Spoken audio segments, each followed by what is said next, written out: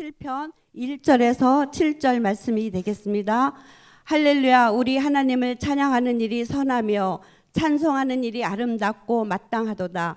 여호와께서 예루살렘을 세우시며 이스라엘에 흩어진 자들을 모으시며 상심한 자들을 고치시며 그들의 상처를 싸매시는도다. 그가 별들의 수요를 세시고 그것들을 다 이름대로 부르시는도다. 우리 주는 위대하시며 능력이 많으시며 그의 지혜가 무궁하시도다.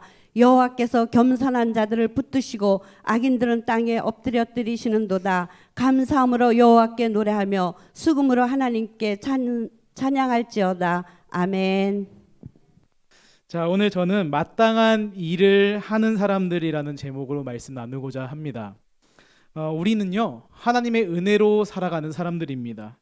어디에 있든지 어떻게 있든지 무엇을 하든지 하나님의 은혜가 우리 가운데 반드시 필요하다라는 고백으로 살아가는 사람들인 줄 믿습니다. 세상은요, 스스로의 힘으로 살아간다라고 말하지만 우리 그리스도인은 그래서 내 힘보다는 하나님께서 나를 도와주셔야 되고 하나님께서 나를 이끌어 주셔야 됩니다라는 믿음의 고백으로 살아가는 사람들이에요. 그런데 사실 그게 마냥 쉽지는 않습니다. 세상을 살아가면서 우리 가운데 사실 그 믿음과 고백이 얼마나 많이 흔들리는지 몰라요. 저뿐이겠습니까? 우리 모두 마찬가지지만 목회자인 저조차도 매일 그 싸움과 함께 살아가는 것이 솔직한 고백인 것 같아요. 저는 참 이렇게 항상 제가 강건합니다. 튼튼합니다. 주님 은혜로 살아갑니다 라는 고백으로 늘 이렇게 제 삶을 표현하고 싶지만 사실 제 삶 가운데에도 얼마나 많은 그 갈등이 있는지 모르고요.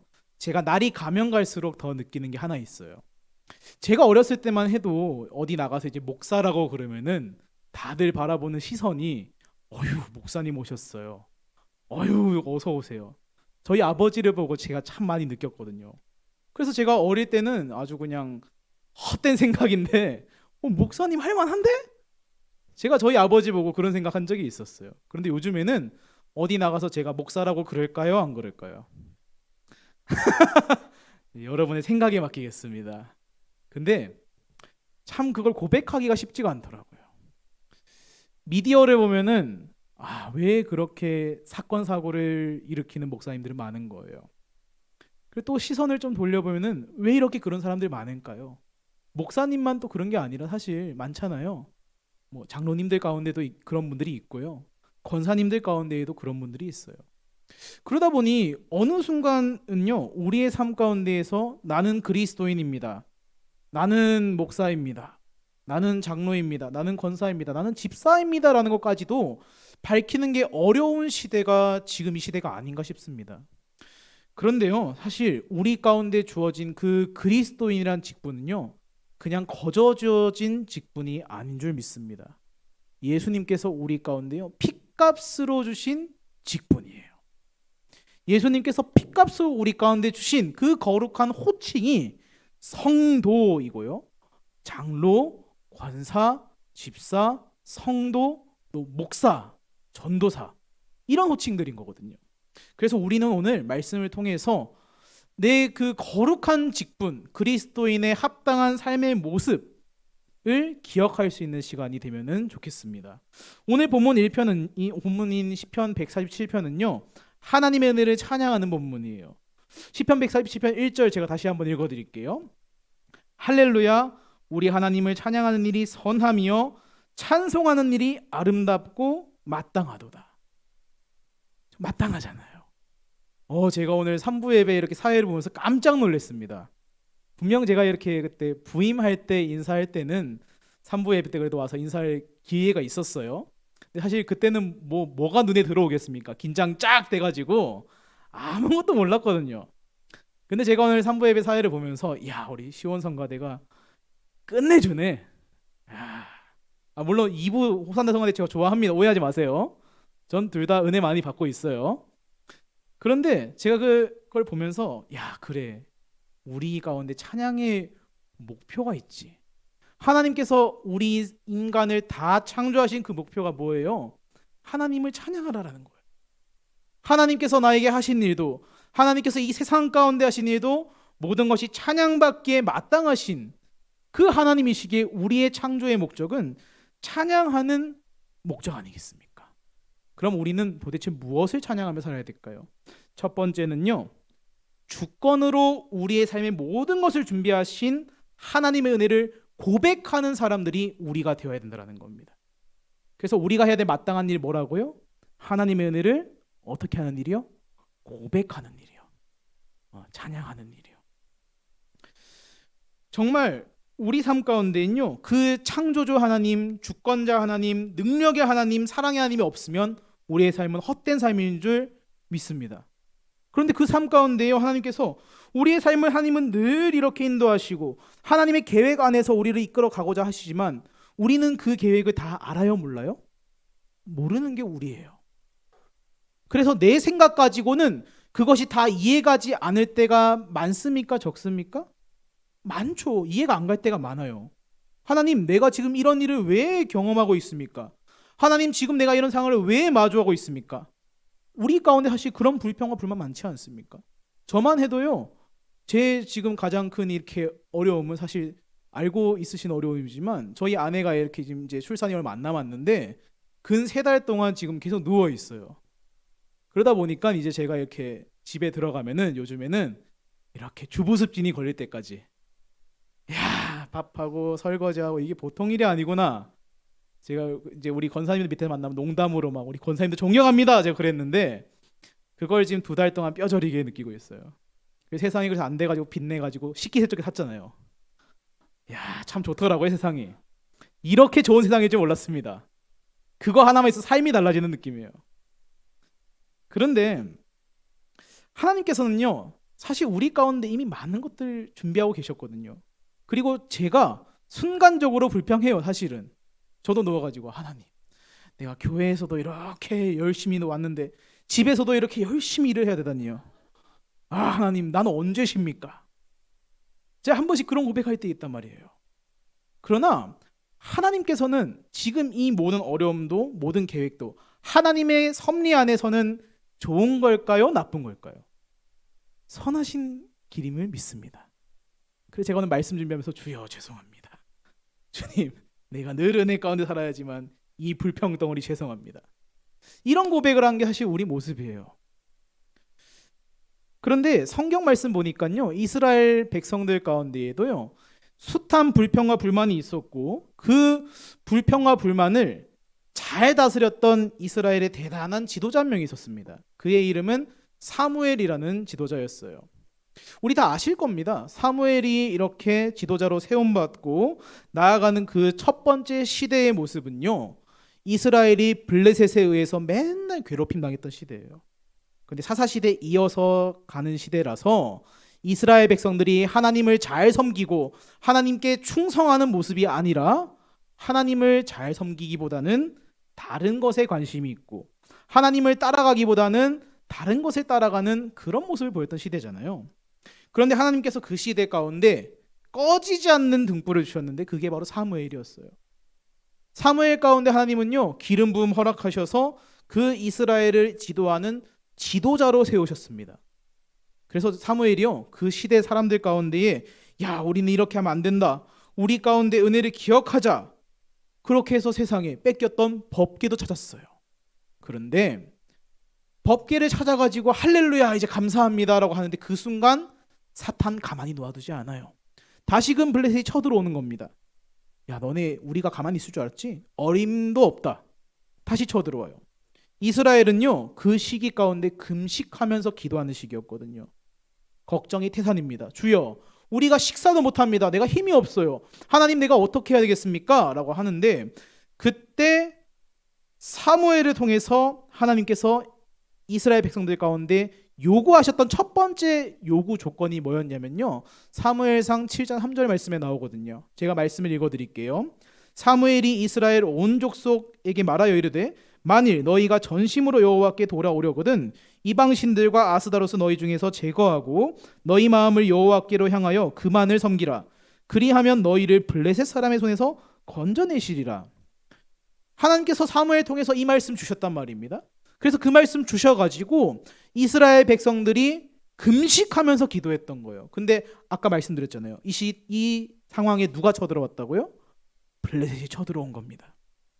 난리가 났어요. 어떻게 해야 됩니까? 사무엘 제사장님.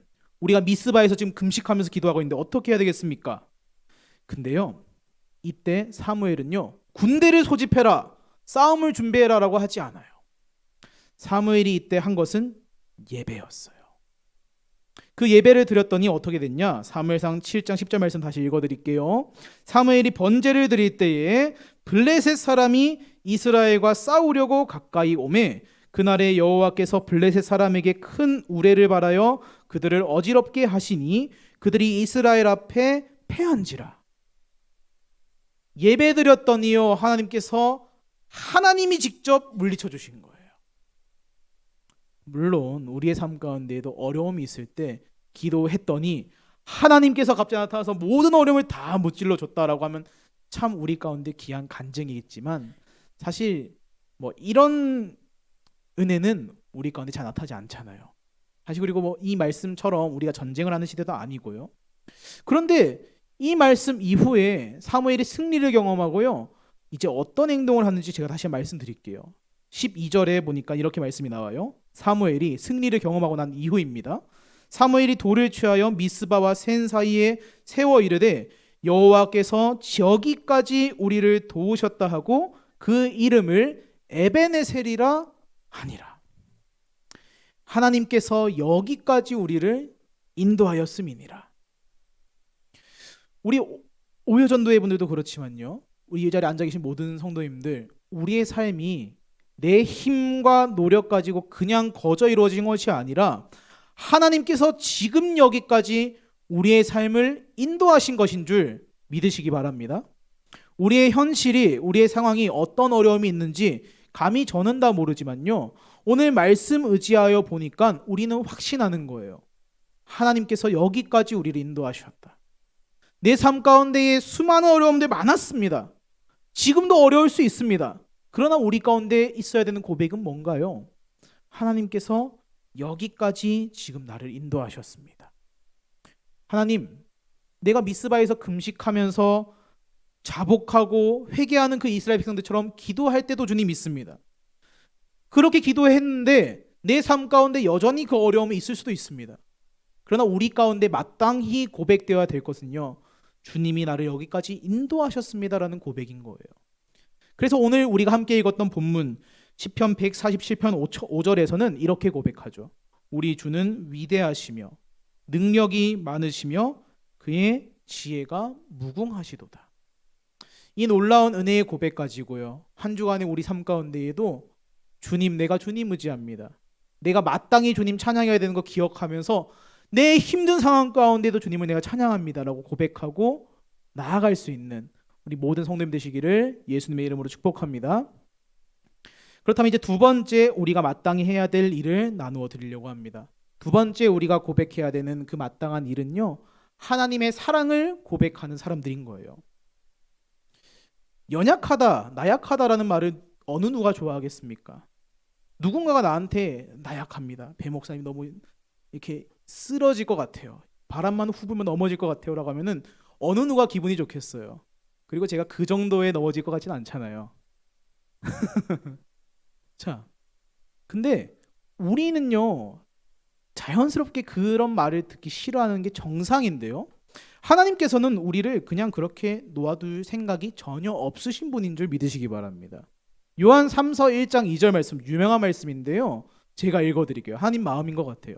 사랑하는 자여, 내 영혼이 잘됨 같이 내가 범사에 잘되고 강건하기를 내가 간구하노라. 하나님 말씀에 나온 그 마음이, 나를 향한 마음이요, 사랑하는 땡땡아, 사랑하는 우리 오여전도의 우리 권사님들, 하나님께서 나에게 향한 이런 말씀이 전해진다면 우리 기분 좋지 않겠습니까? 우리 오여전도회뿐만 아니라 우리 앉아 계신 장로님들, 권사님들, 집사님들 가운데 하나님께서 나에게 이렇게 말씀하신다라고 하면 기분 좋지 않으시겠어요? 사람은요, 많은 이유로 힘듦을 경험합니다. 우리 조금 전 말씀드렸지만요, 저도 이렇게 아내가 처음에 막 이렇게 해가지고 병원에 가서 막 의사 선생님이 입원을 하라 그랬었어요, 처음에. 그러나 뭐 이렇게 뭐 입원할 형편도 안 되고 저희 뭐 양가도 멀어가지고 7시간 걸려요. 그러니까 이제 쉽지도 않으니까 하나님 그냥 기도하면서 우리가 한번 해보겠습니다. 그리고 이제 감사하게도 우리 많은 성도님들께서 참 기도해 주셔가지고 지금 그 어려운 시간에 잘 지내가는 것 같아요. 그러면서요, 하나님, 제가 정말 은혜와 사랑이 많은 사람이네요. 많은 내가 은혜와 사랑을 받는 사람이네요. 주님 감사합니다라는 그 기도가 참 제 입술 가운데 많이 나와요. 제가 그래서 출산하면 우리 교회 떡 한번 돌리려고요. 지금 눈이 번쩍 뜨이시는데 이 얘기 듣고 지금. 네, 그래 너무 감사한 일이 우리 삶 가운데 분명히 있다라는 거죠. 그런데 성경 말씀 보니까요, 이 다윗이라는 인물 다 아시잖아요. 믿음 가운데 대단했던 사람입니다. 근데 그 다윗도요, 어마어마하게 힘든 일을 경험을 해요. 다윗이 왕이 되었어요. 왕이 되는 과정도 순탄치 않았습니다. 근데 왕이 되었으면은 이제는 좀 편안한 삶이 이어지면 좋았겠는데 자녀들이 속을 썩여요. 이 다윗의 장남인 암논은요, 세상에 이복 동생 다말을 범해요. 그래가지고 그것 때문에 세상에 형제들끼리 막 피해 전투를 벌여요. 그리고 그게 끝이 아니라 세상에 아들 압살롬이라는 아주 훤칠한 아들내미가 있었는데 이 압살롬은 반역을 일으켜요. 세상에 아빠가 도망자 신세로 사는 그런 끔찍한 일을 경험했어요. 그런데 도망자의 삶을 살면서도요, 아유 그걸 어떡하겠냐, 그걸 내 아들인데 그래 네가 잘 되라. 다윗 마음 가운데 그런 마음 분명히 있었습니다. 그런데 어떻게 되는지 아시죠? 압살롬 반역은 실패로 끝나고요, 압살롬이 아주 처참하게 죽어요. 그래서 다윗이 다시 자기 왕권을 회복했는데 세상에 그때 다윗의 마음은요, 찢어질 듯이 아팠던 거예요. 사무엘하 18장 33절을 보니까 다윗의 마음이 이렇게 고백되어 있습니다. 왕의 마음이 심히 아파 문 위층으로 올라가서 우니라. 그가 올라갈 때에 말하기를 내 아들 압살롬아, 내 아들 압살롬아, 차라리 내가 너를 대신하여 죽었다면 압살롬 내 아들아 하였더라. 자녀를 둔, 사실 여기 계신 분들은 자녀도 두셨을 거고 손자 손녀도 두셨을 분들이 많잖아요. 근데 실상 우리의 부모의 마음이 이렇지 진짜 이렇지 않습니까? 어느 부모가 자녀의 실패를 바라겠습니까?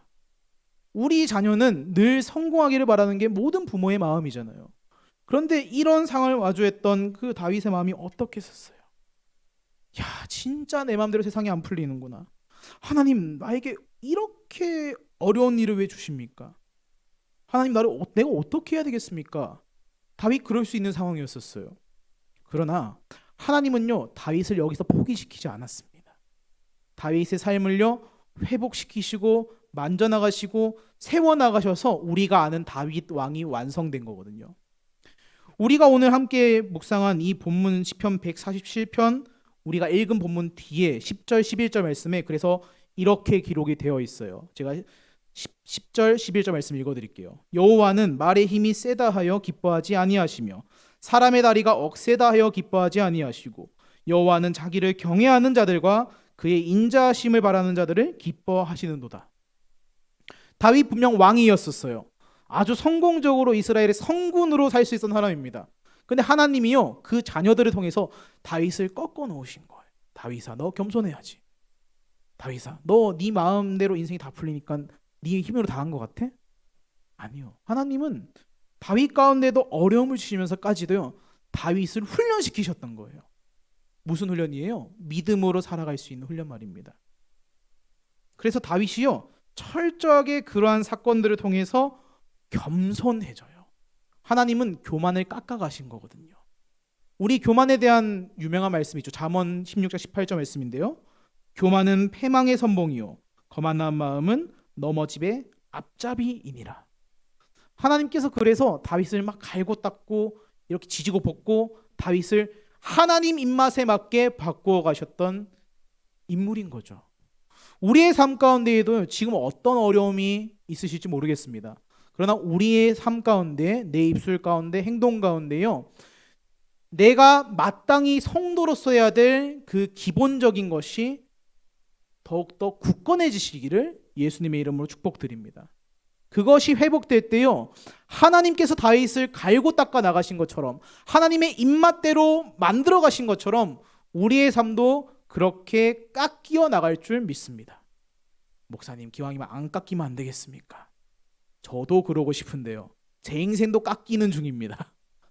우리는 모두 깎여야 하나님께서 원하시는 사람이 되는 존재들이에요.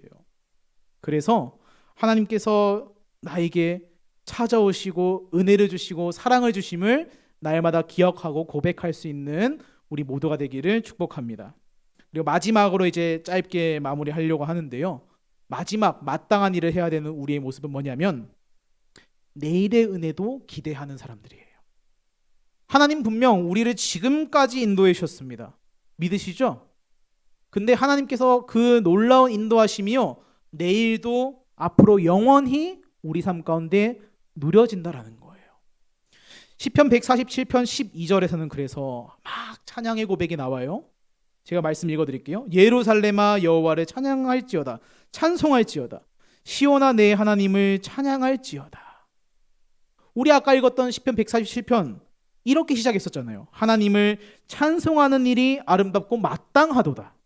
마땅하도다. 그런데 사실 우리는 그 마땅한 일을 얼마나 자주 하고 계세요? 사실 저도요. 아까 제가 잠깐 저의 상황 말씀드렸었잖아요. 사실 제가 불평할 때요. 불평을 찬양하면서 할 수는 없잖아요. 근데 제가 이번 설교 준비하면서 한번 시도는 해봤어요. 여보 내가 좀 힘든데 좀 안 될까? 이렇게 하는데 또 우리 안에 배가 이렇게 불러있는데 보면 어떡해요. 미안해 이렇게 하면서 해야 되잖아요. 그리고 또 불평하면서 하는데 제가 고의적으로 한번 그렇게 해봤어요. 하나님 너무 힘들어요 이렇게. 하나님 너무 피곤해요. 무슨 찬양인지도 모르겠어요. 그래서 제가 일부러 한번 해본 거예요. 뭐 효과는 이제 여러분의 생각에 맡기겠지만요. 저는 개인적으로 이것도 나쁘진 않네. 다만 누구한테 보여주면 좀 이상하게 쳐다보겠지만 혼자 있을 땐 나쁘지 않은 것 같더라고요. 근데 우리가 그렇게 막 제가 웃음을 드리는 것처럼 지금 행동했지만요. 세상에 이렇게 했더니 제가 피식 웃으면서도 그래 하나님 날 도와주세요 이러고 있더라니까요. 괜히 제가 웃겨드린 거 아닙니다. 한번 집에서 해보세요. 힘드시고 어려우실 때 저처럼 말도 안 되는 노래를 넣어서 막 해보세요. 그런데 그렇게 하니까 내일의 은혜가 기대가 되더라고요. 야 하나님께서 저에게 기대를 주시다니 너무너무 감사했던 거였었거든요. 그리고 우리는 특별히 광고 이제 1, 2, 3부 때 다 드렸지만 다음 주는 맥주 감사 주일입니다. 그러면은 2024년의 절반을 하나님께서 우리를 지금까지 인도하셨음을 믿고 고백하며 나아가는 사람들이 우리잖아요. 그런데 그 은혜가 남은 2024년 가운데도 이어져야 될까요? 안 이어져야 될까요? 당연히 이어져야 되는 거죠. 이 놀라운 은혜를 우리는 기대해야 되는 사람들인 줄 믿습니다. 출애굽의 은혜를 이스라엘 백성들이 모세와 함께 경험을 했어요. 그때 모세와 이스라엘 백성들이 드보라와 함께 이렇게 고백했던 미리암과 함께 고백했던 놀라운 믿음의 고백이 있어요. 출애굽기 15장 1절부터 2절 말씀인데 제가 읽어드릴게요. 이때의 모세와 이스라엘 자손이 이 노래로 여호와께 노래하니 일러스되 내가 여호와를 찬송하리니 그는 높고 영화로우심이요 말과 그 탄자를 바다에 던지셨음이로다. 여호와는 나의 힘이요 노래시며 나의 구원이시로다. 그는 나의 하나님이시니 내가 그를 찬송할 것이요 내 아버지의 하나님이시니 내가 그를 높이리이다. 높이리로다. 귀한 고백이지 않아요? 그리고 제가 이 말씀 준비하면서 간절히 소망하기로는 이 고백이, 이 말씀의 고백이, 찬양의 고백이 우리 오여전도에게 고백이 되기를 간절히 축복하고요. 우리 함께 예배드리는 모든 성도님들의 고백이 되기를 간절히 소망합니다. 그래서 모세도 이스라엘도 나의 하나님, 나의 하나님을 고백하고 찬양한 거예요. 이렇게 은혜를 고백하면요, 우리의 믿음의 시선은 어제와 오늘에 머물지 않습니다. 내가 옛날에는 참 좋았지라고 말하는 습성은 인간의 습성이에요. 그러나 우리 그리스도인들의 습성과 고백은요, 내가 고의적으로라도 찬송하고 말씀을 묵상하면서 하나님께서 나를 이렇게 인도하셨고 내가 과거에는 화려했다라는 것에 만족하지 않아요. 왜요? 앞으로 나의 삶을 인도하여 주실 그 은혜가 더 크다라는 확신이 있기 때문입니다. 그 확신 믿으시지요?